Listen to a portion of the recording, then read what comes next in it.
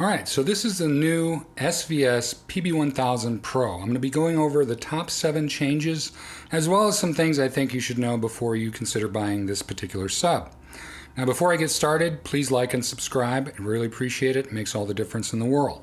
So this is not just an announcement like I've done in the past. This is a full review of the SVS PB-1000 Pro. They did a pre-production run, sent a few out to reviewers. I'm imagining, I don't think I'm the only one, but I imagine they've done this for a few people.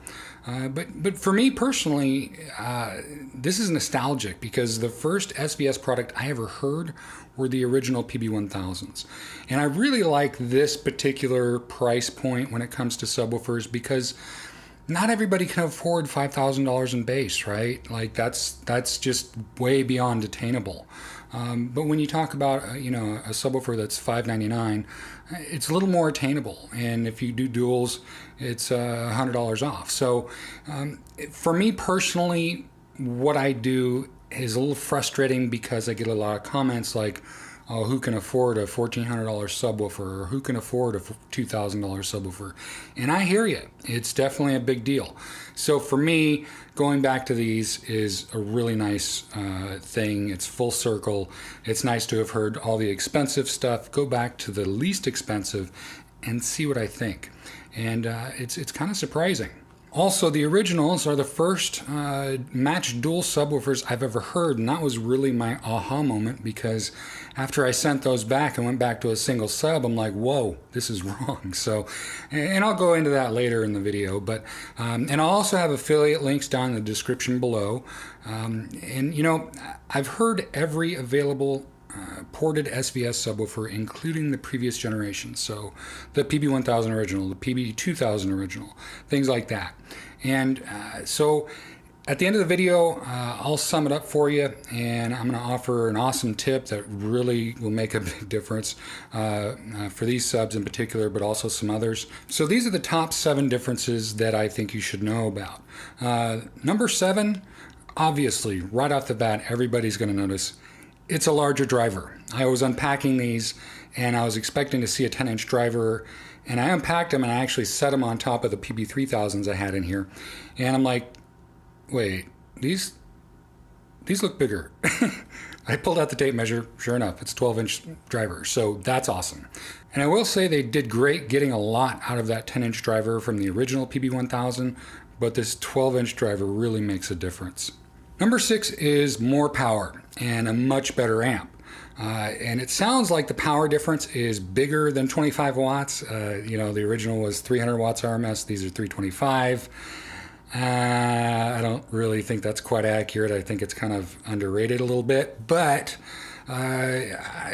it just sounds bigger, and part of that is due in part to the design of the amplifier, the way they've configured the MOSFETs and all that good stuff. So I'll put a link in the description below. But yeah, it really sounds more powerful than just an extra 25 watts. Number 5, 2 ports, just like they started doing with the PB-3000 and the PB-2000 Pro. The PB-1000 Pros also sport 2 ports, which makes more sense.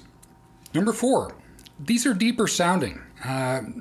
So the originals rolled off right around 21 hertz, okay? And because of that, they almost didn't make the list, but I figure what's one, I wanted to be audible, fully like powerful down to 20, and these started to roll off right around 21, 22 hertz, somewhere around there. But the PB-1000 Pros do not have that same audible roll off.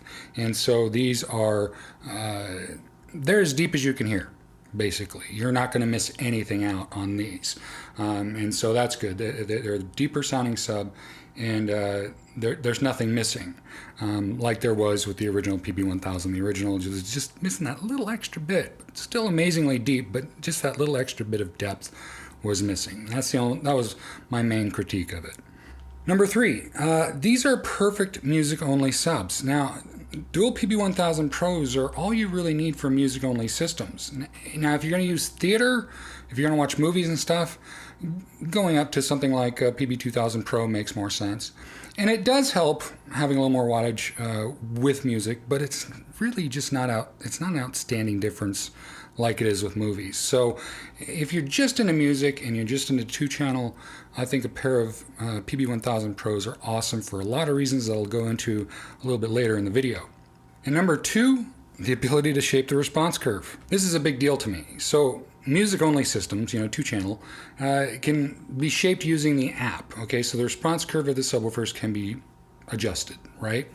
And dual subs make a huge difference for music, right? But usually there's no room correction in 2-channel systems. And so this makes a lot of sense. And again, I'll touch on it a little bit later in the video why. But number 1, the big deal for me is I basically see these as the replacement of the original PB-1000. Okay, and so, I mean, the same driver size, a little bit less wattage, better amplifier. I mean, it's basically the same amount of performance that you'd get out of a PB-1000, but it's $200 cheaper than the PB-1000 original was, right? So it's interesting. Essentially, the SVS line has increased in price on some subwoofers, but shifted the performance to this cheaper sub. Okay, so performance-wise, SVS has effectively reduced the cost of good bass. It's just kind of a funky way they did it. So the PB-1000 Pro sounds real close to the PB-1000 original. The PB-1000 Pro sounds closer to the PB-12 Plus. And the PB-3000, which is what replaced the Plus, sounds closer to the PB-13 Ultra. The PB-3000 sounded really close to the PB-4000. So it's basically like they've shifted all the higher performance down the line so that, instead of buying a, $800 PB-2000 original, instead you can now buy a PB-1000 Pro for $200 less and get the same performance. I mean, there might be a minute difference, but to my ears, I'm not hearing much. So that's really cool to me. They've actually reduced costs for home theater, and I think that's great. That's been my biggest complaint about what I do, is everything is just so expensive for, a lot of people. So anytime it works out to help people that don't have a ton of money, I'm thrilled about it. So who is this for? Anybody who has basic subs and who's on a limited budget. Just remember to boost the gain beyond room correction. I talk about this in my gain hack video. Instead of setting it at 75 dB, like on the room correction, it'll say match it to 75 dB. Well, I crank it all the way up to either between 84 and 85. But the important thing is you don't want to leave it to where room correction sets it, because room correction is set up for shallow bass subs, and these are not shallow bass subs. So it's different. It doesn't handle it the same way. So that's an important thing to understand. I still definitely believe that these are the smartest buy-in bass, and there's a couple reasons for that. Number 1, you have the 1-year trade-up when you go factory direct. And so, that's a really cool thing, that it's like a starter sub and you can decide what you want to do from there. And there are some people that trade in their 1000s straight to the PB-16 Ultras. It does happen. Bass is addictive, just fair warning. But that does happen. And you also have, if you decide to keep it and you don't need anything bigger, which you may not, then you've got a 5-year warranty on not just the driver, but the amp as well. And amps are what tend to fail in subwoofers, so that's the important part. But you get a full 5-year warranty on that. This is also the only subwoofer I'll recommend as a single, because it will be cheaper to get a second one. Then there have been people who have bought PB-16 Ultras and then realized, oh, I need 2. And that's a $2,500 whoops. Not everyone can afford that. So for me, if someone's going to buy a single subwoofer, a PB-1000 Pro makes a lot of sense, because if you're going to buy another one, it's easy to do. It's only, another $600 instead of $2,500, right? But the other thing is, so long as you buy factory direct, you can trade in your single PB-1000 Pro for, say, dual PB-2000 Pros or dual PB-3000s or whatever you want. So you can trade a single in and apply that towards dual of whatever your preference is. So that's, to me, what makes it the smartest buy-in bass, because it gives you a lot of options, a lot of control, especially with the app and things like that. to me, it's a no-brainer. It's an easy recommendation for me. The other thing about these is they have speaker-level inputs, which makes them perfect for two-channel only systems. They're probably the best ported SVS sub for systems without subwoofer outputs. Not only can you use these in a system without a subwoofer output, like, if you're running monoblock amps and stuff like that, you can run it into the speaker level inputs and stuff like that. But you can also shape the response curve, which is really helpful if you don't have room correction, and most two-channel systems don't. And for you two-channel guys, from reading a lot of information about two-channel and how they describe the perfect sound that they're looking for, I really do think bass is the missing link to a lot of two-channel systems.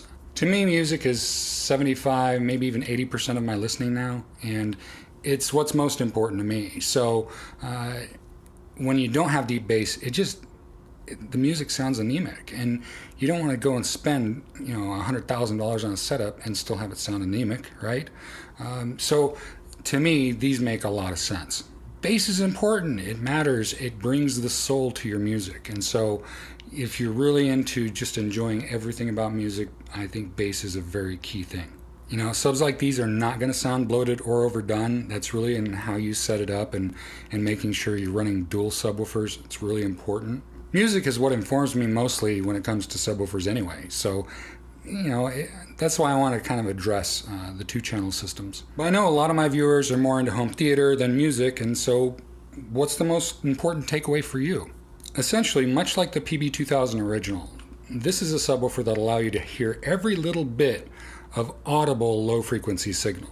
Now that's true for all SVS subwoofers. They all have a very similar response graph. They all have a very similar tone, I guess you'd call it, very similar depth of presentation. The big difference you'll notice between the PB-1000 Pro and everything above it within the SVS line is simply the level of explosiveness. Explosiveness doesn't seem to matter much for music, at least not in my opinion. You might notice a little bit, but if you're coming from a regular subwoofer or something without a DSP or something like an Amazon bestseller, your movies are going to reach a whole new level of wow with the PB-1000 Pros. I mean, it's undeniable and it's completely measurable. It's not something where it's like, oh yeah, I can kind of hear that. No, it's going to smack you across the face. You're going to be able to notice it. And if you don't, you need to turn up the gain. That's the bottom line. These are powerful. They make the house shake. They're awesome, okay? And there's a scene in The Accountant where Ben Affleck's character is shooting in the driveway in the final fight scene. Hopefully I'm not giving away any spoilers, but that's a great scene to judge explosiveness. It's at the right frequency, and as far as I can tell, each shot is just one deep cycle. So the sub just goes out once and comes back, and so it really tells you how explosive your sub is. So if you're coming from basic subwoofers, the PB-1000 Pros are going to shock you in that scene. I mean, you can really feel it, again, assuming you have it adjusted right, but it's gonna surprise you, okay? But as you go up in the SVS subwoofer line, what you'll notice is, more explosiveness and more realism. The only caveat would be going from the PB-3000 to the PB-4000. The PB-3000 is really close in explosiveness. As you go up in the line from the PB-1000 Pros, anything above it, it's just going to hit your chest deeper at the same volume. And so, like the PB-16 Ultra hit me so deep in the chest, it was legitimately shocking. I was concerned for a minute. And especially because it didn't hurt my ears, right? It was the same volume level, it was the same loudness. But man, those shots just nailed me in the chest. I'm like, whoa. It was surprising to me. I called it a spleen massage. It does have some effect on music, but you're going to hear more of a noticeable return on your investment when it comes to movies as you go up with better subs. So there are my thoughts on the new PB-1000 Pros. Now, if you've watched this far, here's a tip to get even more out of these subs than just my bass hack video series alone. So after you do a room correction, you want to go into the SVS app and go into the parametric EQ. And then you want to use the following values on one PEQ. It's 29 hertz, plus 4 boost, and a Q of 2.5. And what that'll do is it'll beef up the explosiveness a little bit more. And it's a really handy trick, and guess what? It applies now to all SVS subwoofers. So if you're wanting a little bit more explosiveness out of the subs you currently have and you have an SVS subwoofer, that's a trick you can go and try. It may not be right for you, or you may want more boost or less boost, but it's a good starting point. But yeah, I think this sub is a home run for the price range. It brings more value to entry-level deep bass subs. I'm excited about it. To me, this means more people can get into the hobby and more people can experience what deep bass is all about. It really is a fun thing. So let me know what you think in the comments down below. Thanks so much for watching, and please subscribe.